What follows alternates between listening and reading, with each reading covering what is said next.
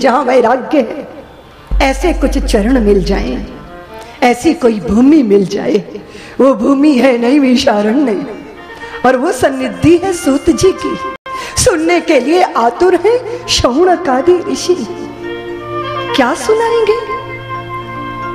तो वो कहते हैं देवी भागवतम नाम पुराणम परमोत्तमम त्रैलोके जननी साक्षात गीयते यत्र शाश्वती।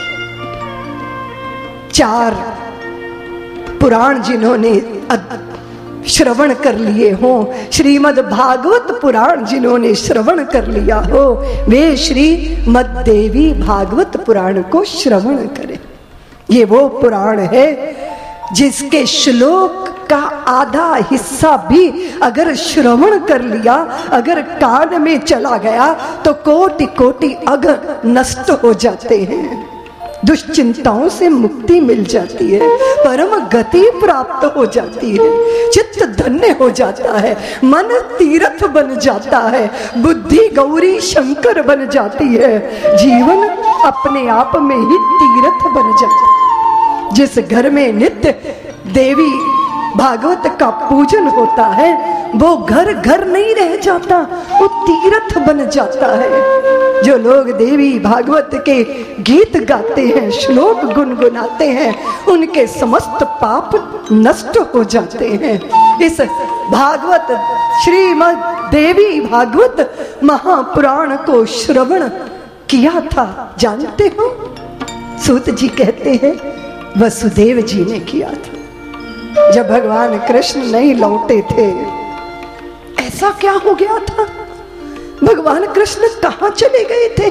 शौनकादि ऋषियों ने जब प्रश्न किया तो उन्होंने बताया कि 17 जिद भोज वंशियों द्वारावत्याम सुखम वसन। द्वारावती में, द्वारका में 17 जिद बड़े प्रतिष्ठित भोजवंशी सामंत थे और उन्होंने सूर्य नारायण की आराधना की और फिर उनसे स्यमंतक मणि पाई थी। और जब 17 जित द्वारका में आए थे ना, तो लगा था कि सूर्य नारायण स्वयं द्वारका में चलकर भगवान का दर्शन करने आए हैं। अरे देखो सूर्य नारायण आ गए। भगवान ने कहा सूर्य नारायण नहीं, वे तो 17 जित हैं, स्यमंतक मणि। भगवान सूर्य की करुणा कृपा पाई है उन्होंने।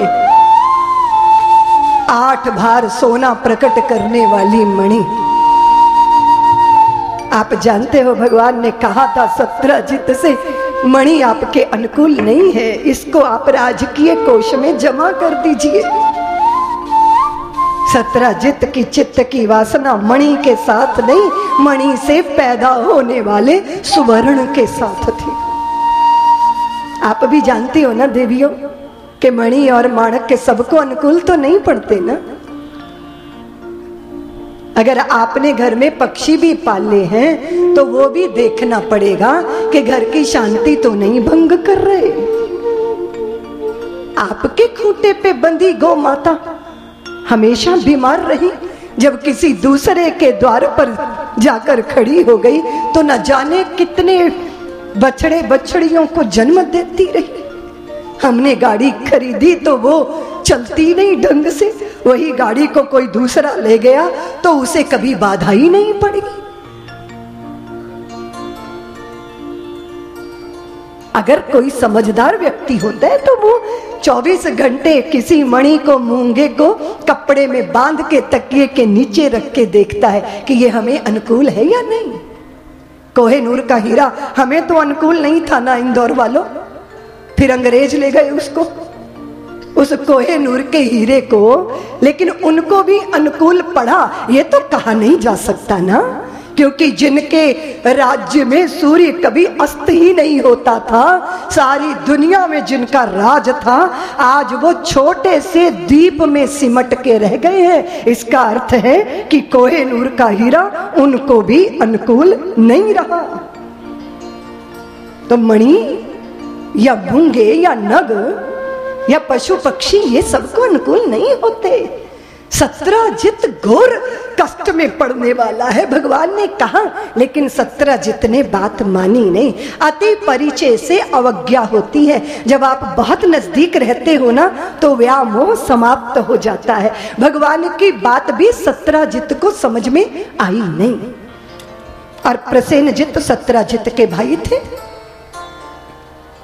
जब भी कभी कोई आराधना के लिए श्री विग्रह आप स्थापित कर देते हो, वो आपका आभूषण नहीं हो सकता। प्रसेनजित ने तो उसको गले में सजा लिया और शिकार करने गया तो कभी कभी शिकारी स्वयं शिकार बन जाता है। प्रसेनजित लौट के ही नहीं आए। और 17 जित जो है ना, उनके मन में भगवान कृष्ण के प्रति चित्त में संदेह पैदा हो। आप तो घबरा जाते हो कि दीदी माँ हम समाज का काम करते हैं, लोग हम पे शक करते रहते। अरे हम और आप तो कौन से बाग के बथुए हैं। यहाँ द्वारकाधीश भगवान तक बख्शे नहीं गए। उन पर भी चोरी का ही इल्जाम नहीं लगा, हत्या का भी इल्जाम उन पे लगा कि हो ना हो प्रसेनजित को गायब द्वारकाधीश ने ही कराया है। अब आप अपनी शुचिता का परिचय दीजिए जरा। भगवान देखते रहे तमाशा दुनिया का। बहुत सारे लोग हैं, उन्होंने बात ही करना बंद कर दी भगवान से। और यहां तक कि रुक्मणी को भी संशय हुआ। वे बोली आपको कोई हीरा मणि चाहिए थी तो मुझसे कह देते ना, मैं आपके चरणों की किंकरी, आपके लिए क्या मैं ये व्यवस्था नहीं कर सकती थी। भगवान ने कहा देवी क्या बोलती हो। रुक्मणी ने कहा सारी द्वारका में अपवाद फैला है कि आपने 17 जित की समंतक मणि ही नहीं चुराई, प्रसेनजित को भी गायब करवा दी। भगवान आश्चर्य से रुक्मणी को देखते रहे। संशय तो बलराम जी के मन में भी आ गया था। इस संसार के सच का दर्शन करो भाई। तुम कहते हो कि हमने बहुत दिया, हमको तो अपमान मिलता है, हमको तो संशय मिलते हैं, हमें तो यश मिलता ही नहीं। दीदी माँ कर करके मर जाओ फिर भी बात कुछ बनती नहीं। तुम्हें चित्त में बेचैनी होती है ना देवियों। देखिए जरा भगवान की दशा। द्वारका वाले उन पर संशय कर रहे। जो द्वारका जिनकी करुणा कृपा से बसी, ढोर डंगर चराते घूमते थे, अपनी ही पूर्वजों से शापित यादव वंशीय, कहीं राजधानी बस नहीं सकती इनकी, उनको इतना वैभव दिया कि वैकुंठ का भी वैभव लज्जित हो जाए। श्री दी, लक्ष्मी दी, सुविधा दी, सुख दिया, लेकिन भगवान को क्या मिला? संशय मिला। भगवान को विवादों में गिरना पड़ा। भगवान को इसलिए अधीर मत हुआ करिए। और फिर वैसे भी तो सोचिए, तुम कहते रहते हो दीदी माँ दिया जल रहा है, दिया जल रहा है, दिया जल रहा है। दिया कहाँ जला? जली तो बाती, पर श्रेय दिया लूटता रहा।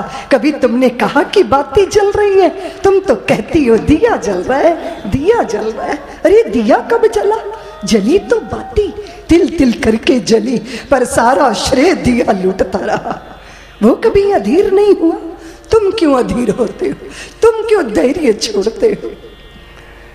श्रीमद् देवी भागवत महापुराण वो दर्पण है जिसमें दर्शन करो सच का दर्शन। सच यही है कि ये दुनिया बड़ी विचित्र है।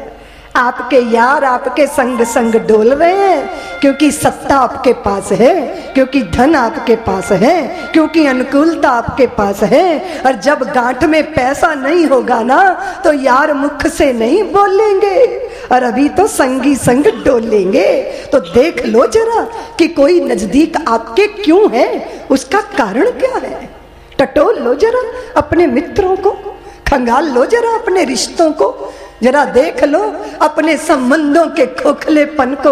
एक क्षण में सच्चाइयां जाहिर हो जाती हैं, एक क्षण में। आप किसी के अनुकूल नहीं हो तो फिर देखो, फिर प्यार की रसधारा नहीं बरसेगी, फिर तो उलाहने उपालंब, इसके सिवा कुछ मिलने वाला नहीं है। क्योंकि ये दुनिया जहां अनुकूलता है वहां अर्पण करती है, और जहां मन की प्रतिकूलता है वहां से मुख मोड़ लेती है। इसलिए दिल कहाँ लगाना है भाई? कभी सोचा? जगत को दिल दोगे तो फिर रोना ही पड़ेगा। क्यों फिर कहोगे इस